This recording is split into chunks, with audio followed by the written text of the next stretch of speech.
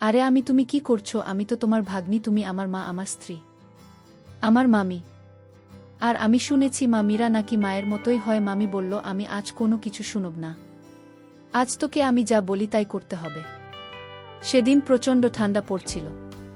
বাইরে ছিল হাত কাঁপানো ঠান্ডা আর প্রবল বাতাস। আমার ঘরের জানালা ঠিকমতো বন্ধ হচ্ছিল না।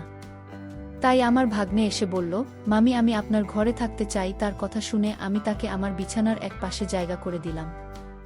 রাত গভীর হতেই তাপমাত্রা আরও কমতে শুরু করল। হঠাৎ সে বলল, আমি ঠান্ডায় আর টিকতে পারছি না, আমি আপনার পাশে সব। আমি কিছু না ভেবে তাকে পাশের জায়গা দিলাম। তারপর মাঝরাতে হঠাৎ সে আমার সাথে এমনটা করতে পারবে আমি তো ভাবতেই পারছি না। আজকাল ভাগ্নেরা এমন চরিত্রহীন হয়ে থাকে। আমি রূপা, আমি দেখতে অনেক সুন্দর ছিলাম। গায়ের রং ছিল একদম ফর্সা। নিজের শরীরের অনেক যত্ন নিতাম। তাই আমার তেমন বয়স বোঝা যায় না। আমি সব সময় দামি আধুনিক পোশাক পরতে ভালোবাসতাম, যা আমাকে আরও অনেক আকর্ষণীয় করে তুলতে। সেদিন আমি শহরের একটি পার্কের পাশে গিয়েছিলাম। পার্কের পার্কিং এলাকায় অনেক ভিড় ছিল। আমি একটু এগিয়ে দেখি আমার পুরনো বান্ধবী সেখানে দাঁড়িয়ে আছে আর তার ছেলে পাশে বসে রয়েছে। তার চেহারা দেখে মনে হলো হয়তো সে কোনো দুর্ঘটনার শিকার হয়েছে। আমি তৎক্ষণাৎ তাকে গাড়িতে তুললাম এবং হাসপাতালে নিয়ে গেলাম। তার অবস্থা খুব গুরুতর ছিল। হাসপাতালে পৌঁছে তাকে ভর্তি করালাম। ফর্ম পূরণ করার পর যখন আমি তার ছেলের পাশে বসলাম, তখন সে আমার দিকে তাকিয়ে মৃদু হেসে বলল, আপনি আমাদের জন্য যে একজন দেবদূত হয়ে এসেছেন। ধন্যবাদ। ছেলেটির বয়স হবে, সে হয়তো তখনও আমাকে চিনতে পারেনি। আমি তাকে বললাম, আমি তোমার মায়ের পুরনো বন্ধু। আমার এই কথা শুনে সে একটু স্বস্তি পেলাম। এরপর আমি তাদের পাশ থেকে যতটা সম্ভব সাহায্য করার চেষ্টা করলাম। সেদিনের সেই মুহূর্ত আমার জীবনে খুবই স্মরণীয় হয়ে থাকবে। এটা আমাকে আরও একবার মনে করিয়ে দিয়েছে জীবন কতটা অনিশ্চিত, আর সাহায্যের হাত বাড়িয়ে দেওয়া কতটা জরুরি। আমার নাম শুভ। আমি সেদিন তোমার সঙ্গে দেখা করতে যাচ্ছিলাম, কিন্তু পথে একটি মর্মান্তিক ঘটনা ঘটে গেল। আমার বান্ধবীর ছেলে বলল, হাসপাতালে পৌঁছে যখন তোমার মায়ের খবর জানতে চাইলাম তখন তুমি ভয় আর ওষুধ ভেঙে পড়েছিল। আমাকে জড়িয়ে ধরে তুমি কাঁপা গলায় বলেছিলেন, আমি মা তো ঠিক হয়ে যাবে, তাই না? ডাক্তাররা তোমাকে ভিতরে নিয়ে গেল কেন? মায়ের কিছু হবে না তো? তার এই প্রশ্নগুলো যেন আমার হৃদয়কে বিদ্ধ করছিল। আমি তার মাথায় হাত রেখে বললাম, চিন্তা করো না, আমরা সবাই তোমার পাশে আছি, কিছুই হবে না। আমার কথা শুনে সে একটু শান্ত হল। কিছুক্ষণ পর ডাক্তার বাইরে এলেন এবং আমাকে একান্তে তার কেবিনে ডেকে নিলেন। আমি আশঙ্কার সাথে তার কথা শুনছিলাম। ডাক্তার জানালেন তার মায়ের মাথায় আঘাত লেগেছে, আর সেই আঘাতের কারণে তিনি কোমায় চলে গিয়েছেন। তার কথা শুনে আমি স্তব্ধ হয়ে গিয়েছিলাম। ডাক্তার আমাকে জানালেন যে আমার বন্ধু শিবানীকে পুরোপুরি সুস্থ হতে সময় লাগবে, কয়েকদিন, কয়েক মাস বা এমনকি কয়েক বছর। তার অবস্থার গুরুত্ব বিবেচনা করে তাকে আইসিইউতে রাখা হয়েছে। ডাক্তারদের কথা শোনার পর আমি বাইরে শিবানী ছেলের সঙ্গে কথা বললাম। তাকে বললাম, ডাক্তার বলেছেন তোমার মায়ের চিকিৎসা চলবে, আর তাকে কিছুদিন হাসপাতালে থাকতে হবে। আমার কথা শুনে সে উদ্বিগ্ন হয়ে বলল, তাহলে আমি কোথায় থাকব? মা যদি এখানে থাকেন আমি একা কিভাবে থাকব? আমি তাকে আশ্বস্ত করে বললাম, তুমি চিন্তা করো না, যতদিন তোমার মা সুস্থ না হন তুমি আমার সঙ্গে থাকবে। তোমার মায়ের জন্য হাসপাতালের সমস্ত দায়িত্ব আমি নেব, কারণ সে আমার খুব কাছের একজন বন্ধু। এরপর আমি জানতে চাইলাম, তোমার বাবার কথা কি ভাবছ? তিনি কোথায় আছেন? সে মাথা নিচু করে বলল, মায়ের সঙ্গে বাবার ঝগড়া হয়েছিল, তারপরে মা রাগ করে আমাকে নিয়ে এখানে চলে এসেছিলেন। আমি বাবার কাছে ফিরে যেতে পারবো না, কারণ তার কাজ বাইরে, আর তিনি এখন কোনো গ্রামে আছেন তাও জানি না। এমনকি আমি নিজেও তার সঙ্গে দূরত্ব বজায় রেখেছি। হয়তো তিনি আমার উপর রাগ করেছেন। আমি তাকে বললাম, তুমি এসব নিয়ে চিন্তা করো না, যতদিন তোমার মা সুস্থ না হন তুমি আমার সঙ্গে থাকবে, আমরা একসঙ্গে সবকিছু সামলাবে। তারপর আমরা দুজনে হাসপাতালের পরিবেশে থাকতে পারছিলাম না, তাই আমি একজন নার্সের সঙ্গে কথা বললাম এবং তার সাহায্য চাইলাম যাতে শিবানীর চিকিৎসার প্রক্রিয়া সঠিকভাবে এগিয়ে যায়। শিবানী চিকিৎসার দায়িত্ব নেওয়ার পর বুঝতে পারলাম হাসপাতালে দীর্ঘ সময় থাকা আমার পক্ষে সম্ভব নয়, কারণ আমার কাজের দায়িত্ব ছিল। তাই আমি তার ছেলে শুভকে আমার বাড়িতে নিয়ে এলাম। বাড়িতে আসার পথে তার জন্য কিছু প্রয়োজনীয় পোশাক কিনে দিলাম, কারণ তার কাছে তেমন কিছুই ছিল না। সেদিন শুভ খুবই মনমরা ছিল। রাতে আমি অনেকবার তার রুমের সামনে গিয়ে দেখি সে কেমন আছে। জানতাম সময়ের সঙ্গে সঙ্গে স্বাভাবিক হয়ে উঠবে। পরের কয়েকদিন আমি তাকে হাসপাতালে নিয়ে গিয়ে তার মায়ের সঙ্গে দেখা করেছিলাম। এছাড়া শিবানীর শরীর ভালো, এর জন্য আমি হাসপাতালে নার্সদের সঙ্গে কথা বললাম এবং তাদের সাহায্যের জন্য অর্থ প্রদান করলাম, কারণ প্রতিদিন সেখানে যাওয়া আমার পক্ষে সম্ভব ছিল না। ধীরে ধীরে শুভ আমার বাড়ির পরিবেশে মানিয়ে নিতে শুরু করল। তবে বাড়িতে দীর্ঘ সময় কাটাতে গিয়ে সে একটু একঘেয়েমিতে পড়ে যাচ্ছিল। আমি তাকে বললাম, শুভ, পরের বছর তোমার কলেজ শুরু হবে। তোমার শরীর ভালো আছে, তুমি যদি চাও তাহলে জিমে ভর্তি হতে পারো। আমার পরিচিত একটি ভালো জিম আছে, সেখানে তোমার ভর্তি করিয়ে দিতে পারি। এছাড়া তুমি ডান্স ক্লাস বা মিউজিক ক্লাসেও যোগ দিতে পারো। এতে তোমার সময় ভালো কাটবে এবং একঘেয়েমি দূর হবে। প্রথমে সে দ্বিধা করলেও আমার উৎসাহ এসে জিম এবং ক্লাসে যোগ দিল। ধীরে ধীরে সেখানে তার নতুন বন্ধুরা তৈরি হল এবং তার মন ভালো হতে লাগল। শুভ এখন নিজের জন্য আরও যত্ন নেওয়া শুরু করুন। জীবন নিয়ে তার দৃষ্টিভঙ্গি ধীরে ধীরে বদলে যাচ্ছিল। আমার মনে হলো সে কেবল তার শৈশবের কঠিন সময়গুলো কাটিয়ে উঠছিল এবং তার সামনে একটি নতুন ভবিষ্যৎ অপেক্ষা করছিল। শুভ ধীরে ধীরে আমার জীবনে একটি গুরুত্বপূর্ণ অংশ হয়ে উঠেছিল। সে শুধু আমার কথা শুনে তাই নয়, আমার প্রতিটি কাজে সাহায্য করত। আমি দেখলাম জিমে যাওয়ার জন্য তার শরীরের সঠিক যত্ন নেওয়া খুবই জরুরি। তাই আমি প্রতিদিন তার জন্য পুষ্টিকর খাবারের ব্যবস্থা করতাম। এক রাতেই আমি শুভ ঘরে দুধ নিয়ে যাচ্ছিলাম।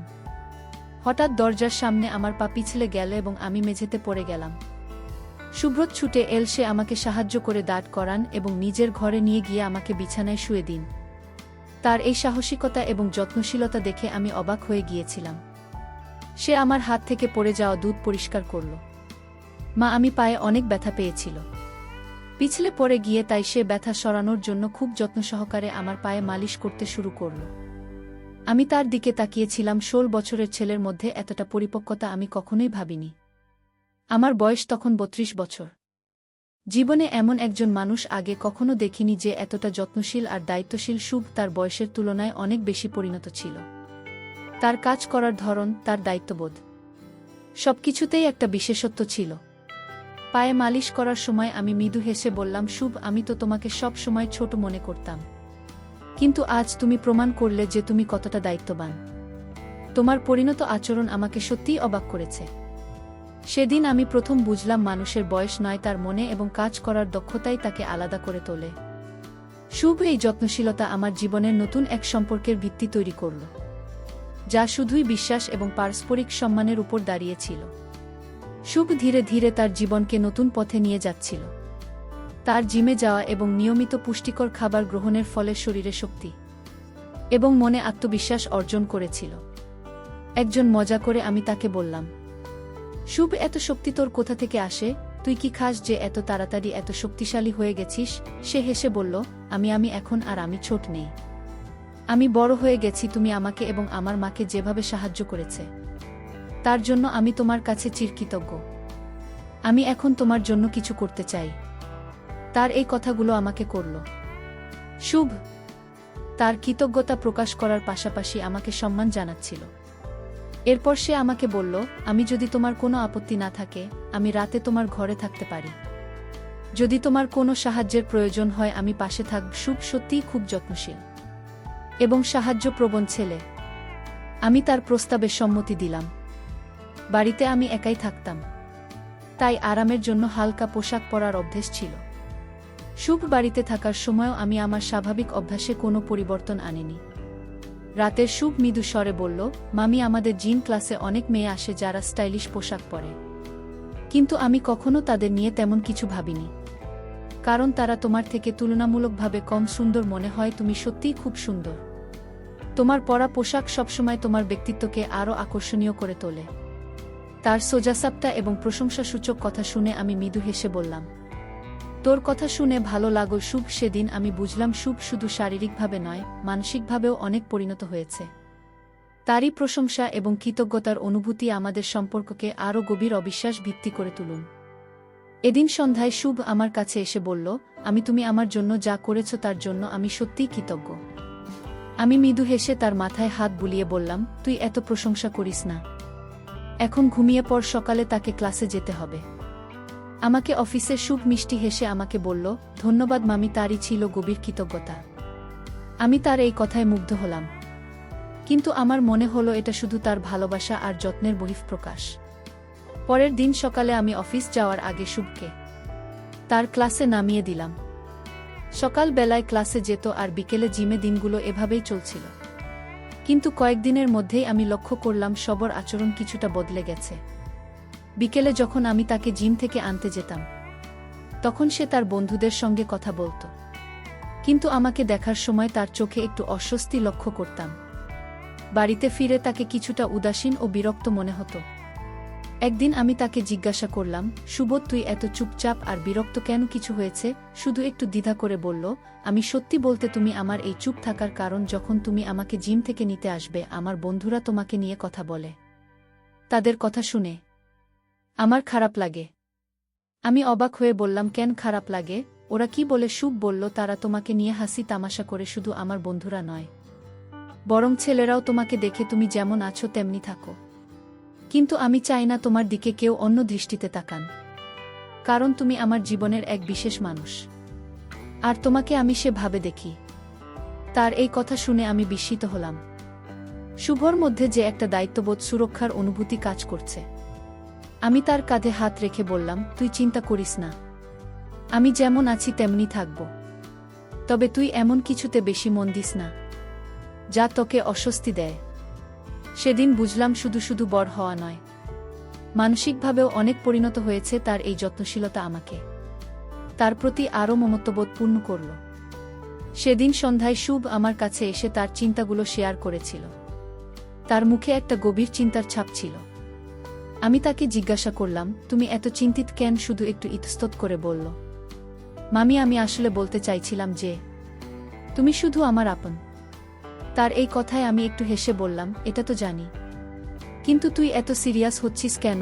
শুভ লজ্জা একটু মাথা নিচু করে বলল, আমি আসলে তোমাকে খুব ভালোবাসি, কিন্তু মামি হিসেবে তুমি আমাকে এত সাহায্য করেছো সেটা আমি কখনো ভুলতে পারবো না। সেদিন রাতে সে আবার আমার ঘরে এসে ঘুমানোর বায়না করল, কিন্তু আগের দিন রাতে তার ঘুমানোর সময়কার অস্থিরতা দেখে আমি তাকে তার নিজের ঘরে ঘুমানোর কথা বললাম, তুমি নিজের ঘরে ভালো করে ঘুমাও, আমি তো পাশের ঘরেই আছি। পরের দিন অফিস থেকে ফিরে আমি শুভকে জিম থেকে আনতে গেলাম। আমি সেদিন একটু ভিন্ন পোশাক পরে গেলাম, যা আগের দিনের পোশাকের চেয়েও একটু মডার্ন হবে। যখন জিমের বাইরে দাঁড়িয়ে স্কুটি হর্ন বাজাচ্ছিলাম, শুভ জানালা দিয়ে আমাকে দেখছিল। তার কয়েকজন বন্ধু তখন তার সঙ্গে ছিল। আমি তাকে একটু তামাশা করার জন্য চমকে দিতে চেয়েছিলাম। কিছুক্ষণ পর শুভ দৌড়ে এসে আমার পিছনে বসে বলল, তুমি যা করছো বলে তাদের কথা শুনে আমার খারাপ লাগে। আমি অবাক হয়ে বললাম, কেন খারাপ লাগে? ওরা কি বলে? শুভ বলল, তারা তোমাকে নিয়ে হাসি তামাশা করে। শুধু আমার বন্ধুরা নয়, বরং ছেলেরাও তোমাকে দেখে তুমি যেমন আছো তেমনি থাকো। কিন্তু আমি চাই না তোমার দিকে কেউ অন্য দৃষ্টিতে তাকান, কারণ তুমি আমার জীবনের এক বিশেষ মানুষ, আর তোমাকে আমি সেভাবে দেখি। তার এই কথা শুনে আমি বিস্মিত হলাম। শুভর মধ্যে যে একটা দায়িত্ববোধ, সুরক্ষার অনুভূতি কাজ করছে। আমি তার কাঁধে হাত রেখে বললাম, তুই চিন্তা করিস না, আমি যেমন আছি তেমনি থাকব। তবে তুই এমন কিছুতে বেশি মন দিস না যা তোকে অস্বস্তি দেয়।